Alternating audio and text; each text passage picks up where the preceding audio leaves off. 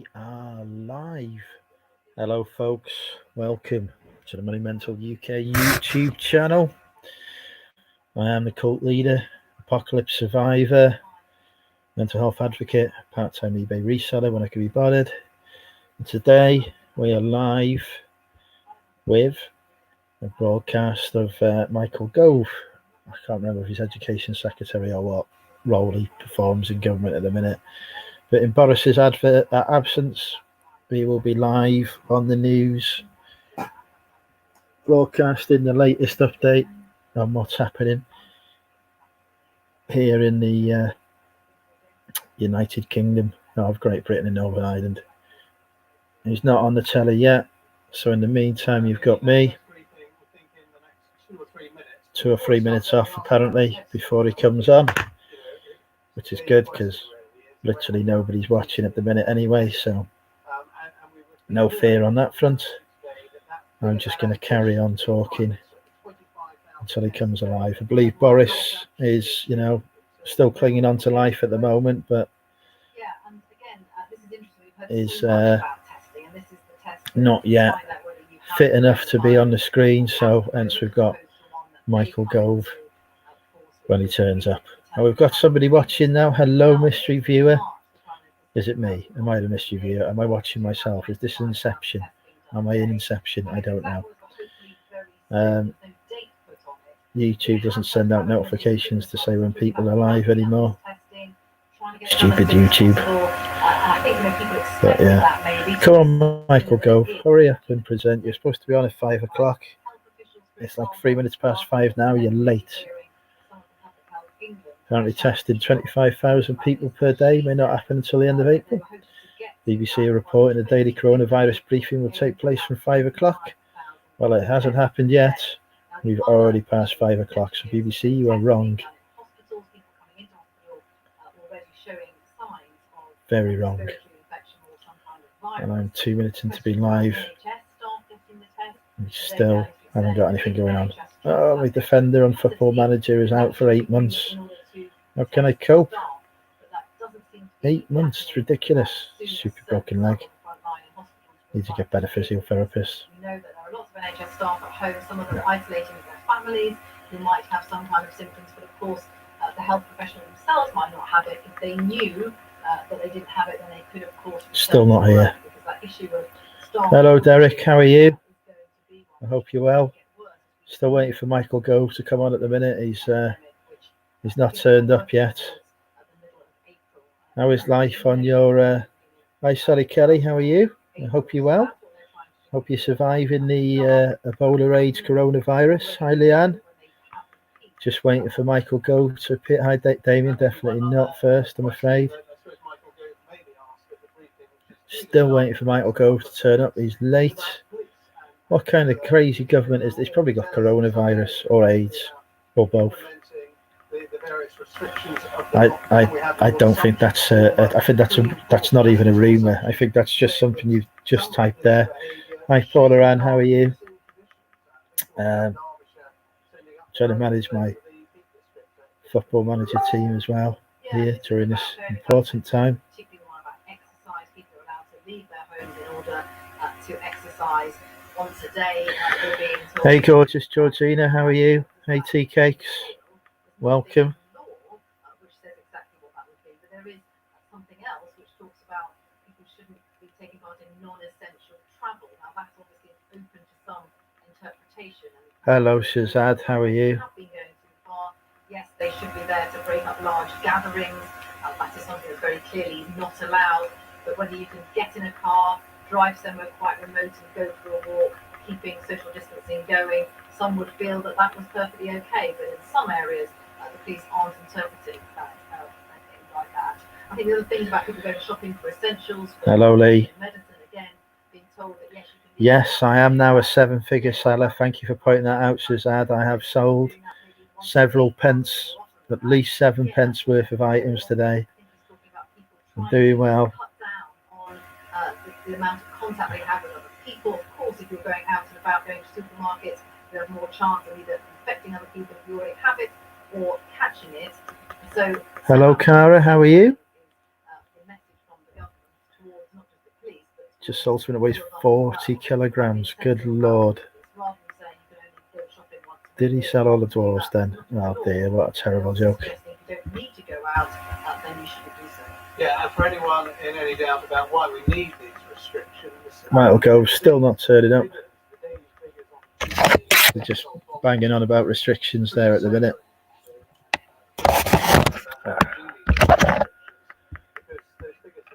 We're going to have to start flirting with the chat at this rate. Yeah, we've heard again the chief medical officer. He's just texted you, has he? Talking about the lag effect. I think I met Michael Gove once. I've met most of the cabinet at some point or the other during the course of my career. I haven't met the new ones that Boris brought in, but the older guard like Michael Gove I've met. Can't say I created a brilliant impression. Hi Rebecca, how are you? Welcome to the apocalypse. Right, let's pick on a random person to flirt with in the chat. We'll go for cute Cara. Cara, how are you? Hi, hi Stu. Welcome. Still waiting for Michael Gove to appear.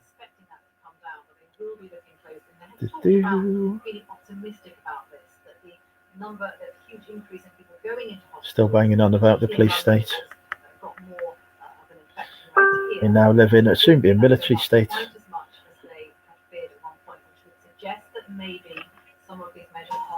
Hi Dave. Oh, here we go. Tell me if you can't hear. Excellent. For our daily briefing in the fight against COVID-19.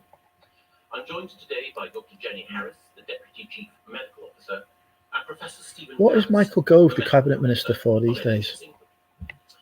I'd like first to update you all on the facts about the spread of COVID-19 and the steps that we are then taking in the battle against this. Oh, Cara, you ever fancy a chat? At Money Mental UK on Instagram. Have now been tested for the virus. Or I'm on Facebook. 25,150 have tested positive. And sadly, yesterday we recorded the highest single increase in the number of deaths as a result of COVID-19. 381 people died, meaning that of those hospitalized in the UK, the number who have passed away now totals 1,789. Every death is the loss of a loved one, and our thoughts and prayers are with those who are grieving. Overall, 10,767 people in England have been admitted to hospital with COVID-19 symptoms. The largest number of those is in London, with 3,915 people in hospital. He looks like while in the Midlands, the number of those hospitalised the dad in Honey, I Shrunk the Kids, doesn't he? It looks like the dad in Honey, I Shrunk the Kids. Reinforce the vital importance of following the government's social distancing guidelines. The more we restrict contact, the more we slow the spread of the infection, the more that we can help the NHS build the capacity. That's the one, Rick Moranis. To care for those most in need. And that capacity is increasing. More NHS staff are returning to the front line, and more testing is taking place to help those self-isolating come back and to protect those working so hard in our hospitals and in social care. But while the rate of testing is increasing, we must go further, faster.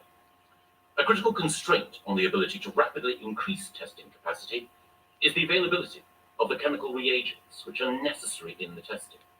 The Prime Minister and the Health Secretary are working with companies worldwide to ensure that we get the material we need to increase tests of all kinds.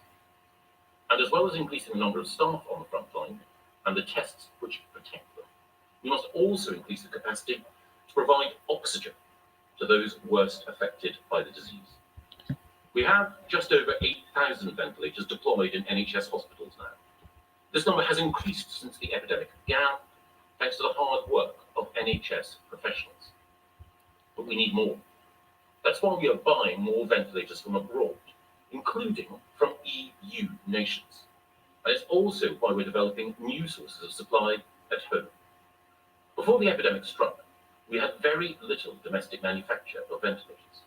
But now, thanks to the dedication of existing medical supply companies and the ingenuity of our manufacturing base, We have existing models being produced in significantly greater numbers and new models coming on stream.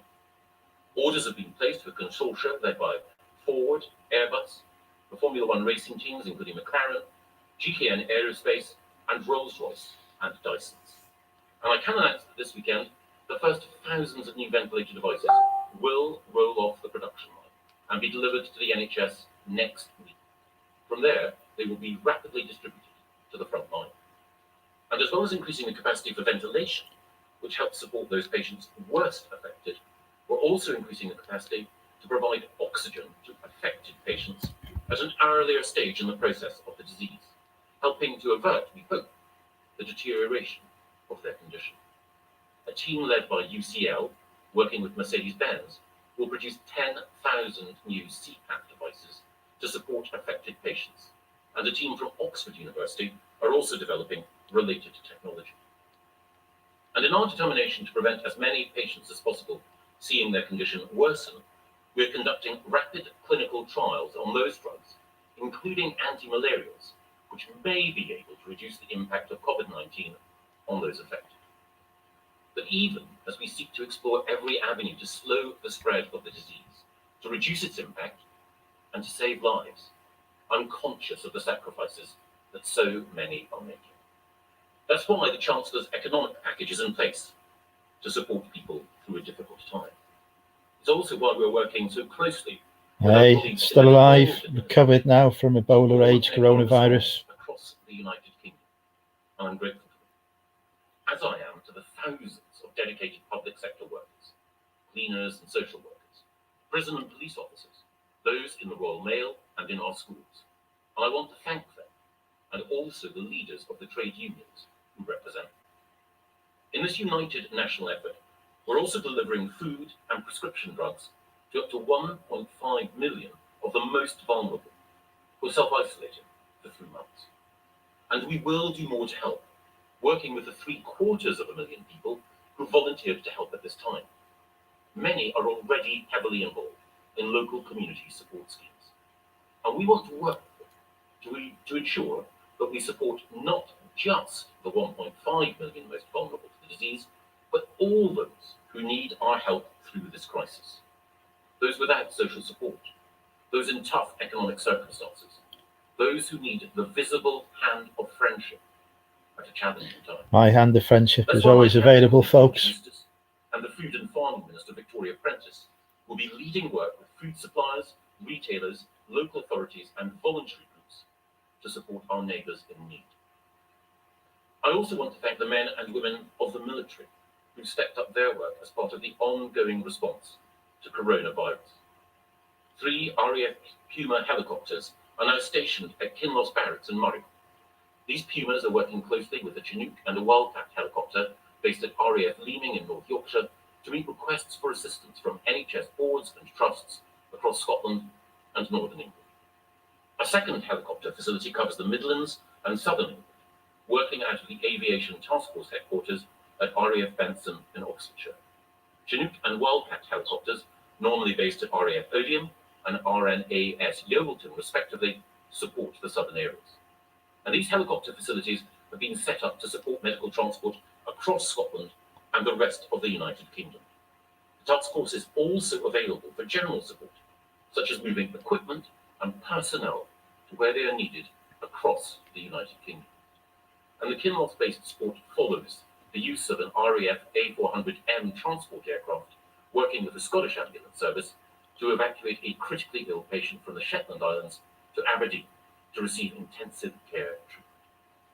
I'm deeply grateful for everyone in the armed forces and in the public sector for doing so much to help us in the fight against coronavirus.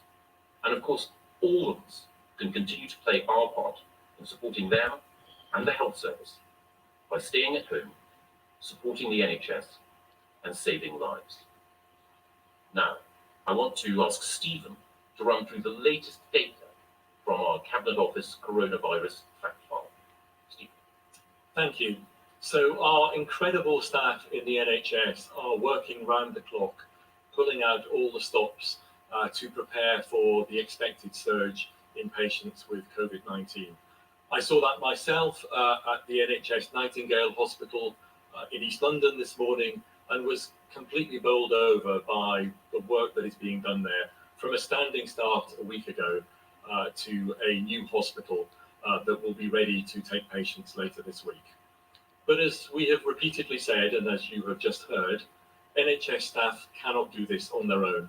Yes, we can increase capacity, but we also need everybody in the country, every one of you, to help by reducing the transmission of the virus. Don't forget, folks, voting is open for the hottest reseller in the Monumental Reselling Group on Facebook. Currently, Derek is beating me. This isn't allowed. We need to get me to the top of the poll again. So, all the interventions, all the instructions that the government have given, based on the best possible scientific advice, no new use then, to the approach being taken in many countries around the world, are designed to reduce social contact. In other words, to reduce the chance that the virus is passed from one Cesar, you need to join the cult. By doing that, the spread of the virus reduces and the number of infections reduces. I'm pleased to say that the great British public are paying attention to that message, and we see in many ways that it's because he's Penfold is now reducing. So this first chart shows you an example of that, transport. And as you can see, the number of people using our transplant services has reduced dramatically. You need to join my Patreon, Cesar. So for example, you can see in the light blue line that transport in London on the tube has decreased dramatically, which demonstrates that people are paying attention. And it closes when I've got a substantial majority, Rebecca. Examples that show that content Hi, Billy. is being reduced. As the next chart shows, that plays into an impact on the number of infections. So the less social contact, the less the chance is that the virus can move from one person to another. Graphy thingy and that will, over time, stable. Reduce the number of infections that we are seeing, the number of people testing positive. It was and you can see here nearly doubling every day in the number of UK cases, but recently there is a little bit of a plateau. Now, I think it's really important not to read too much into this, because so run it the same way I run every vote. The woods, we're very much in the woods for my own benefit. It's really important that we keep complying with those instructions. No, we haven't stopped testing. The number of infections is not rising. We've increased the amount of testing we're doing, Dave. Green shoots, but only green shoots, and we must not be complacent, and we must not take our foot off the pedal. Now, if infections fall, as the next chart shows, that will also translate into fewer hospital admissions. Hospital admissions typically occur a week or two after an infection. And remember, for the vast majority of people, COVID-19 is a mild flu-like illness, a heavy cold. But for a small percentage of people, hospitalization is required. Now, you can see here that the rate of hospitalization has been increasing. And we would expect that. Which one's Wales? In the epidemic. Where's Wales? Wales isn't on here.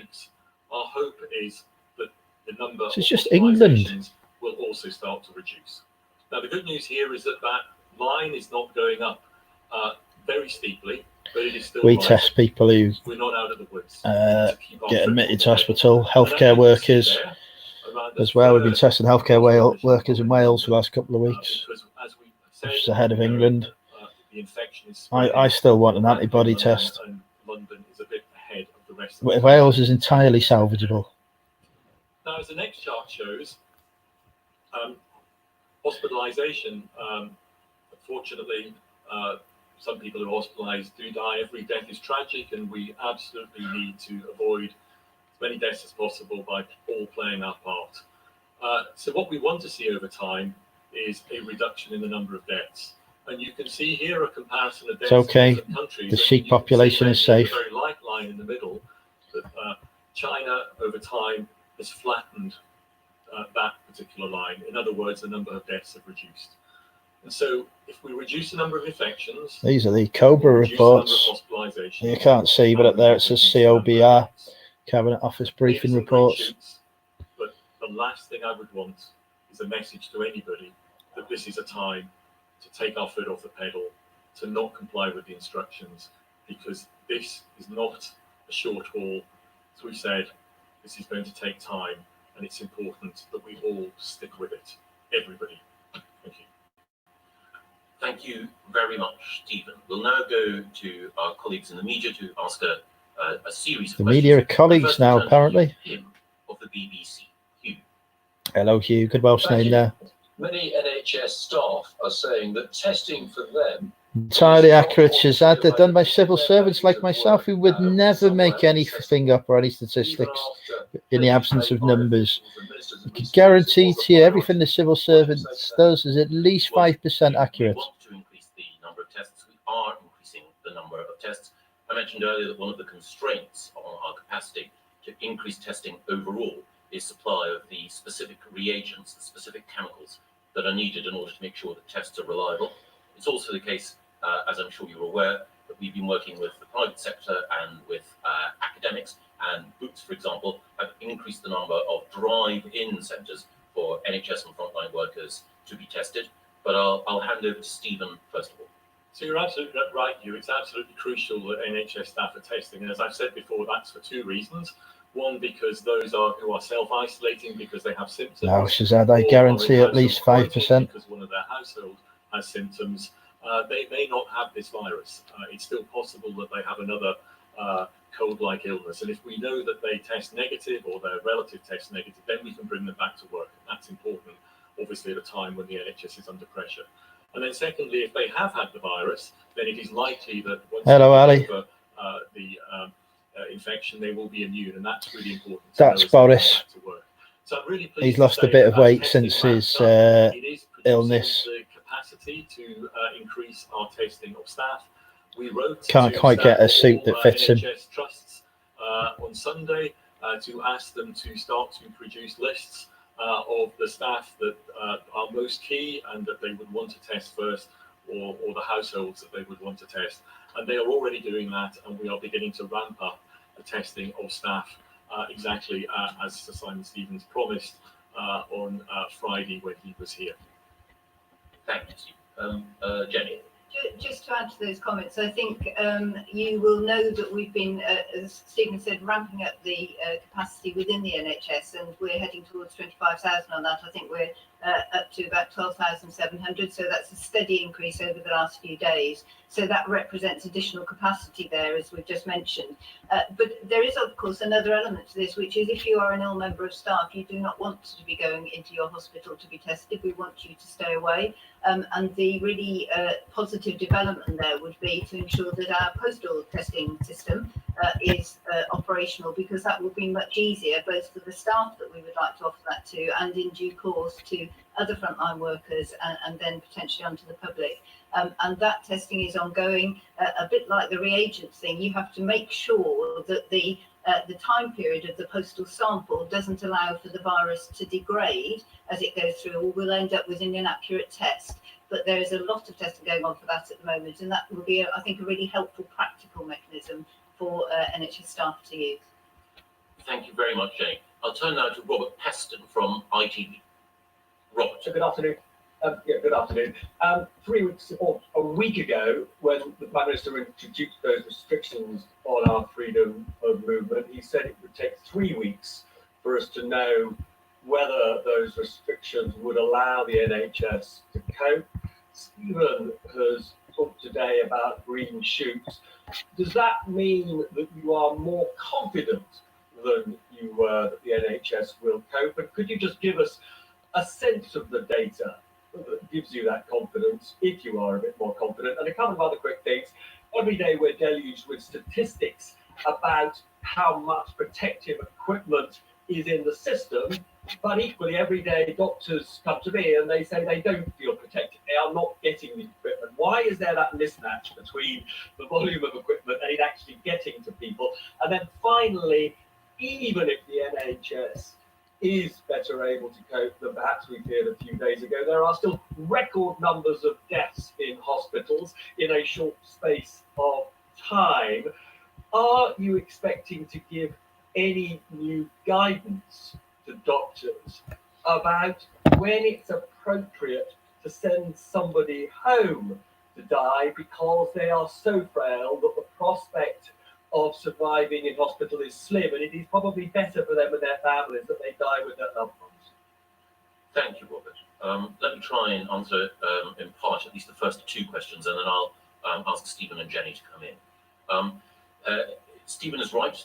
There are some signs as a result of people observing social distancing that we may be able to flatten the spread of infection, but now is absolutely not the time for people to imagine that there can be any relaxation or slackening. This is a hopeful sign, but we must be, as Stephen pointed out, wary of over-interpreting any individual days, data. We must ensure that we maintain this united national effort in order to keep people safe. That's the first thing. So I just wanted to emphasize, as Stephen did, that people's efforts, people's sacrifices are worth it. They are making a difference, but we must not let up. On your point about personal protective equipment, we know that just yesterday, hundreds of thousands of aprons, eye protectors, respiratory masks, surgical masks, and gloves reach the front line, and there is a 24-hour helpline. If any frontline NHS worker is concerned about not having the PPE equipment that they need, they can call in order to make sure that PPE equipment can be delivered. Can I ring it? To Stephen to say a little bit more, and then to Jenny. Stephen. So I honestly think it's too early to tell at the moment, and I very specifically used the term green shoots because they are just green shoots. And winter could come, and those green shoots could turn out to be not the hopeful green shoots that we thought they might be. But I think the next week or two will be critical as we move through. As I said in those charts, there are signs. Patrick Vallance said yesterday the transmission in the community is reducing. That's exactly what we would expect if the public comply with the measures. No infectious dying people allowed, dear me. There is a lag, as I described before, we see that in the number of hospital admissions and then in the number of deaths. So I think the next week or two are going to be critical, but this is a start of the battle. We can't stop this virus, but we're at the start, and we mustn't let go of the measures and let go of everything that we're doing. We have to keep the foot on the pedal, as I said, no complacency.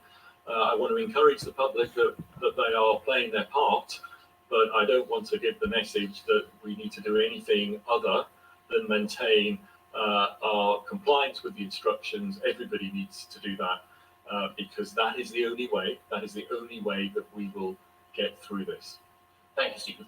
Jenny, I don't know if you want to address Robert's third question, a sensitive question, obviously about. I can do. I'm happy to start on that one, and also I was going to contribute on the PPE question, which I might start with, and if that's okay. So I think if your question was quite interesting actually, because the way that you posed it around personal protective equipment was very much about. Were people getting it, and how did they feel? I never ask good questions. And I think that is actually really critical. I'm pretty sure what my questions would be if I was there. The UK has Can we set up a quarantine sufficient camp for the hot stocks ladies to today stay that it safe? needs, against its guidelines, and those guidelines are amongst the best in the world. The WHO actually produced a statement at the weekend, very much supporting our guidance on that. It's equivalent to Australia, Canada. It's supported by the European Society of Intensive Care and the Society of Critical Care Medicine. So there is a strong evidence base around what we recommend. I think there has been a lot of concern in the system about whether our guidance differed in any way, and we are continuously reviewing that to the extent that we have asked the Health and Safety Executive to have a look, and they have produced a very positive guidance on that. And equally, there was a report by Tricia Greenhalgh around face masks, which was also very supportive of the position we have. So we are continuously checking. I think one of the issues and I have to admit, I stood here, I think about 10 days ago and said, very probably optimistically now in the past, we've solved the PPE position. So my apologies, because 48 hours later, I think our distribution issue had popped back in again. And so the distribution element has been a little bit tricky at times, and we have now taken a whole strand of the logistics, including with the Army support actually, out, so that we are developing a UK position. They should just eliminate onions now. The bloody things as coronavirus spreaders, as we know. The critical point about this is that the PPE should go. First question, Michael, is it true that onions are responsible for the spread of coronavirus? If not true, why not? Make it true now. In an A&E department or a domiciliary care worker looking after a resident at home, you may not have the same PPE. In fact, I would expect you not to have, but the PPE that you have is proportionate to the risk exposure that you have. That's really important. So it doesn't matter where you are in the system. So I think there have been some distribution issues. We're developing an e-system, so that will make it much easier for example, for care homes to have that. But then I think I wanted also to address the second point, which is actually how people feel. So Steve and I almost certainly have colleagues, friends, family working on the front line and are very attuned to how it feels. Just as it does to the rest of the public, this can feel quite frightening at the moment. And if you are continuously seeing patients coming through the door, that is particularly the case. So we're very attuned to this. And what we have been doing over the last few days is reviewing our guidance to see if, although we're quite satisfied with the technical basis of it, if we can make some Onions are never fine.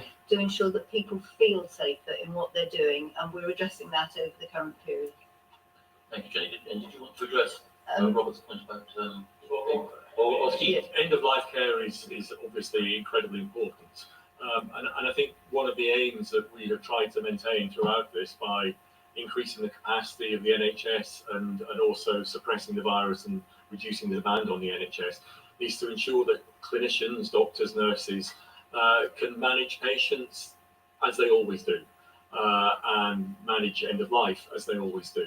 So I would expect end of life care to be just as good as it is in normal times.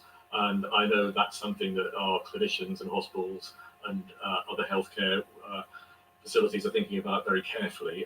Clearly, with the additional impact of the virus, this particular virus, we do need to think carefully about when people are discharged from hospital, if they have had COVID, and so we have issued specific guidance to assist in that discharge, for instance, discharging into care homes.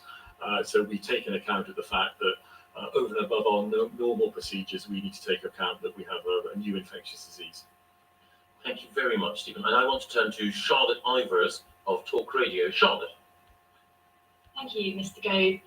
Germany and South Korea have been held up as examples of how to get this right. How would you all describe I can't listen to Trump anymore. Relative to that, better or worse? And if I may, Mr. Gove, can we expect to see tax rises in the next couple of years after all of this is over? Well, thank you, Charlotte. We learn from other countries. We collaborate with other countries, and I think that it's certainly the case that different countries with different healthcare systems have approached dealing with the virus in overlapping complementary ways.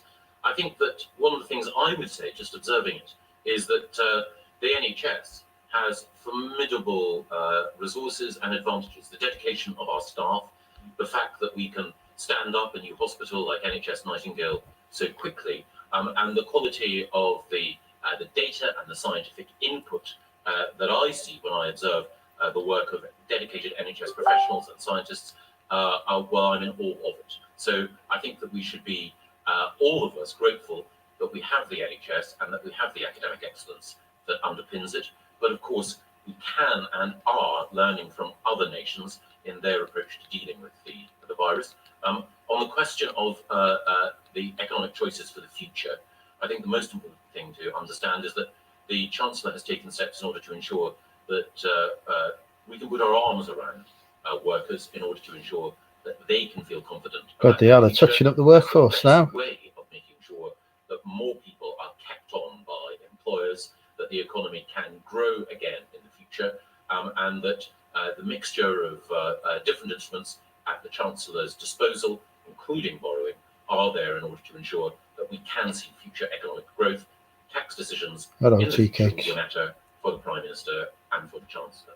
But on international comparisons, I don't know, Stephen, if there's anything more you want to add. So I think there's a few points about international comparisons. So firstly, there are differences between countries in how the virus has come to light. So in some countries, for instance, Italy, where in northern Italy there was a very concentrated spread of the virus in a particular part of the country.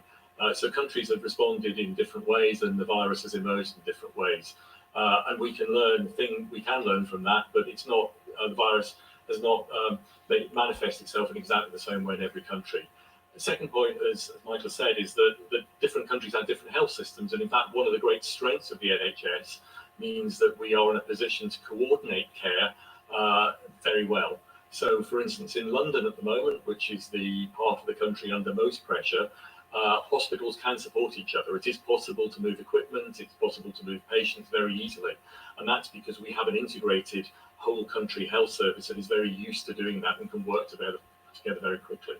But the final point I'd like to make is you do see differences in approaches between countries, but the fundamental science underneath this and the fundamental objective of all the approaches is to reduce the transmission rate. So everything that you see in every country, including all the measures here, are designed to reduce the transmission rate.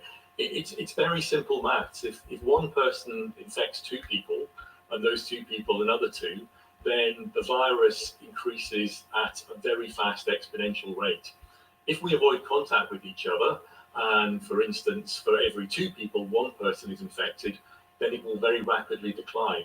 And that is the fundamental approach that every country is taking in the measures that they take. So you may see subtlety in the difference of the exact measures, but the objective I've sold stuff I never thought would sell. The spread of the virus.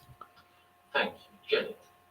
So just adding a little bit of detail to that, perhaps on the epidemiology, I think you were mentioning South Korea and Germany. So South Korea was a very particular example in a way, in the sense that it had a very significant outbreak in two locations. And in fact, the way that it deals with that has been the same that we would deal, for example, with an outbreak in a care home. We are still very much contact tracing in detail those outbreaks to contain them. It was a very unusual event. I think they have had 162 deaths for 9,786 cases, and that's probably not too dissimilar a balance to the UK figures actually at the moment, but I'll come back to that. Germany is very interesting. They've had 62,285 confirmed cases, 590 overnight, but significantly fewer deaths at the moment. But I think what I wanted to use this example for is just to show how difficult it is to compare countries, because in the German testing system, the proportion of the population that have been tested is considerably skewed towards the younger end. Now, in due course, it's very likely that older people will come through their system as well. And we really need to, we will not be able to answer this question, to be honest, until right at the end of the outbreak. If we look back in a year's time, we will be able to compare who we tested, what the demographic of the population was, how many definitely trying to come up with their own vaccine, and the different definitely testing principles. But it is not possible to do that at the moment. But I think just to reassure viewers, we have looked particularly, we always want to learn from other countries, and a colleague of mine has spoken directly with the epidemiologist at the Koch Institute in Germany to ensure that we are, as Stephen has said, using comparable. Prince has probably got COVID-19. We're not missing anything that we could be applying here. Thank you, Charlotte. We'll turn now to Jason Groves of the Daily Mail. Jason. Thank you. The rise in the death toll today is shocking. Can you give us any idea of when the peak might come and how much worse that death toll might get in the meantime? And on testing, you all seem to agree that we need more testing. You said there's a global problem, but Germany's testing 70,000 a day. We're struggling to test 10,000 a day. Why are we doing so badly? And do we ultimately want to move to a system of community testing so that we can actually get out of this lockdown situation? Thank you, Jason. You're absolutely right. The increase in the number of deaths is deeply shocking, disturbing, moving. And that's one of the reasons why, as Stephen pointed out earlier, it's so important that people maintain the social distancing measures in order to improve and increase the resilience of the NHS and to slow the spread of the disease. We've been asked before when the peak will come. Well, there's not a fixed moment in time. There's not a fixed date like Easter when you know that the peak will come. It depends on the actions of all of us. We can delay that peak. We can flatten the curve through our own particular actions. And on testing, it is important, you are absolutely right, that we increase the number of tests, and that's why the international work that the Prime Minister and the Health Secretary are leading is so important. But I'll just ask Stephen and Jenny to say a little bit about some of the testing comparisons which may or may not be valid, and some of them which are perhaps more illuminating. Stephen. So maybe on the deaths, so deaths numbers will vary from day to day, and I think what's important is to look over a number of days rather than from one day to the next. For instance, over the last few days, we've seen a decrease. So I think it's important to look at a series of days rather than an individual day. But as I said earlier, the sequence of progress that we will make here is that we will likely see a reduction in the number of infections first, followed by a reduction in the number of hospitalizations, probably a week or two later, and then finally a reduction in the number of deaths, because that clearly is a sequenced infection, hospitalization, and then unfortunately for some death. So I expect that we will still see, unfortunately, a rise in deaths because that is the measure that unfortunately we will turn around last. So as I said earlier, on the infections and on the rate of transmission, green shoots, but those green shoots will take a while if they persist to translate into reduction in hospital admissions and deaths. And I think maybe Jenny can take the testing question. So I think the important thing is we want to be testing where it is useful. Otherwise, it's a wasted effort, and we definitely want to be doing more testing. But you mentioned community testing. We have excellent community testing in this country. That's how we're turning to drink. Normal outbreaks, and we're very successful and internationally renowned. We're not very good at religion in this country. We have applied community testing very robustly and containment during the containment phase. And I know this can be quite difficult for people to understand when you say you're switching to a different mechanism. It's not that we are not testing. What we're doing is focusing on using testing for clinical care as a priority. Which when Trump gets taken out, I will take charge of America, bring it back into the empire. Around getting our frontline workers and actually then everybody back into safe work. At the moment, if you were a member of the public and you tested positive, you would not be taking any different action to the action that we are asking you to do currently. If we send a clinical team out to test you at your home, we will be using capacity we could be using in the health service. But the test that I referred to in an earlier question around a postal test, which we are trying to ensure is a robust test to use, would be extremely useful both for our health service workers, getting families back running again from their isolation. So basically, Stu, by the time this is over, you expect to be like me. But I think we also need to be back on this. It's the have you got it and have you had it test, because the have you had it test is actually the secret to your answer about the lockdown element. If we know how many people have already had it, we will understand the proportion of the population that could still get it, and that gives us the clue to a number of things. For example, if we are able to develop vaccines going forward, we would know how many people we needed to immunise. If we are going to take lockdown measures off, we can model to say, actually, we know this proportion of the population is still likely to get the disease. So what happens to our second spike, potentially, if we take them off? So those tests are just as important. And at the moment, we have started a number of tests at the Public Health England facility is one, and then other scientists working in testing cohorts of people, groups of people, which are age specified, if you like, so that we can start to get a good idea of how many people in the population have had it, and then extrapolate that number out. So we get a picture for the whole country. So that actually is more of a clue in many ways to managing the end of the outbreak and when we can take the locks off. Thank you very much, Jenny. We'll now turn the exit strategy is basically, as soon as Boris is recovered from the illness, he's going to get on a plane and disappear. Can you give us any more information about? I hear the Antarctic is free of virus. Critical care capacity. Are there any figures available about on to what extent that capacity has been filled so far? To what extent that capacity will be filled? Do we still expect that demand will stay within the NHS's capacity? And are there any issues on on specifically the question of how quickly people can come out of intensive care once they go in. Are we still satisfied that all those figures all those models are working in the right way so that the NHS can stay within capacity throughout the whole outbreak? Thank you, Hugo. Stephen. Yes, so as I said earlier, our plan is to increase capacity, and in particular to increase capacity of beds that can be used for patients, for individuals who need to be ventilated. So that is put on a ventilator machine to support their breathing.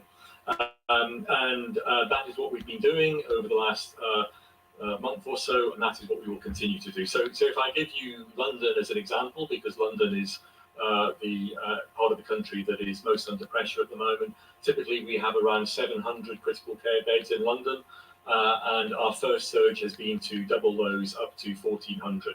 So we are increasing every day. We are well above 1,000 now. We haven't reached that surge capacity within the hospitals of 1,400.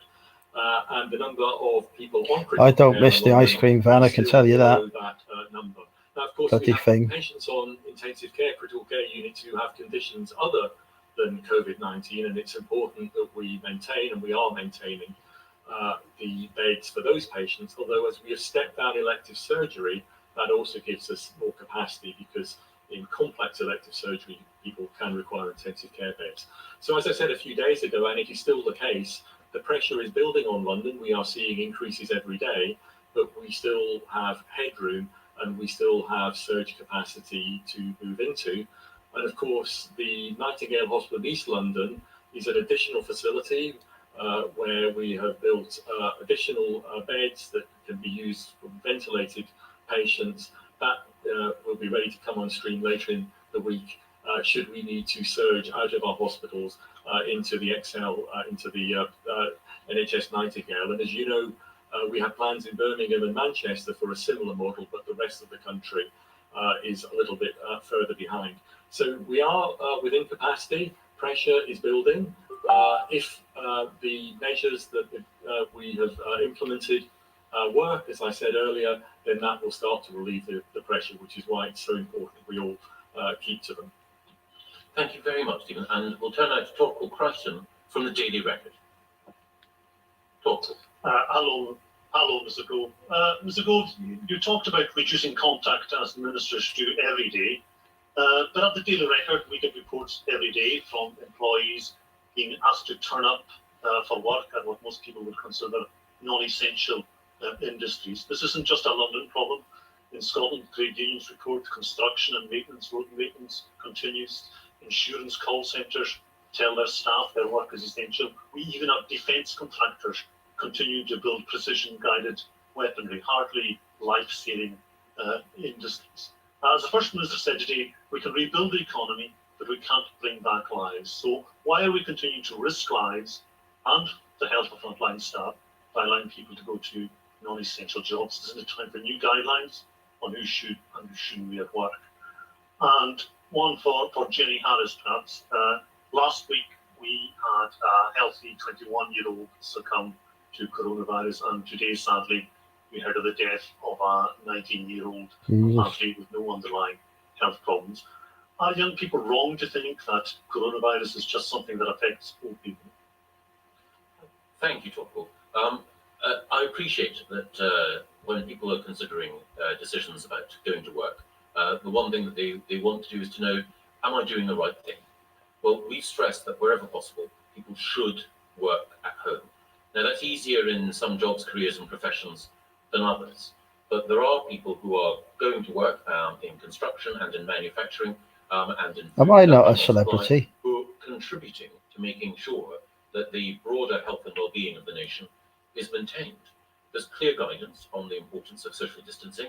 If it is the case that any employee feels that, for example, their work in a call centre, which can often be vital to making sure that services are provided, is not consistent with Public Health England or other social distancing guidelines, I hope they get in touch with me and indeed with your excellent newspaper so we can point out to their employers the vital importance of making sure that people are kept safe at work. There are some roles which require people to I don't need no guild. in the workplace place in manufacturing and elsewhere, but social distancing rules should be followed wherever possible, and no one should feel that they're unsafe at work. And I'd also say that trade unions have an important role to play here in making sure that employers are aware of their responsibilities and obligations as well. But Jenny. Thank you. Yes, I mean, how sad is it that two very young people at the start of their lives have lost their life, and I'm sure that has come as a huge shock to their families.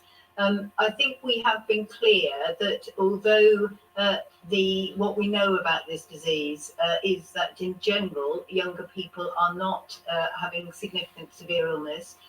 It is the case, very sadly, and it is actually the case with flu, for example, although we perhaps don't communicate that frequently, that young people can still be affected. I think in some of the, and I don't wish to put an ageist picture on this at all, but I think because when you're younger, you tend not to think of death, dying, and that it's not something which is part of your usual consideration. It is quite easy perhaps to not think of yourself as a part of the risk or part of the affected group. And so they are really sad reminders that it doesn't matter what age you are, you should be staying at home and observing all the social distancing measures that we have highlighted. And obviously, I agree, Suzanne. Regardless of age, if you are ill or if you're self-isolating, there is no Conservative Party anymore. Don't start getting better after a few days. It's just government. Then you do need to consult the medical services. Dial 111 or 999 is an emergency. Thank you very much, Jenny. I'd like to thank Jenny and Stephen very much indeed for joining me. Thank you all. Thank you. And Michael is gone. So there you go. Nothing really new there in the announcements. Carrying on. We might be seeing a plateau in infection rates. We might not. That's about it. Thanks, folks, for watching. I'm going to go get a drink. See you all soon.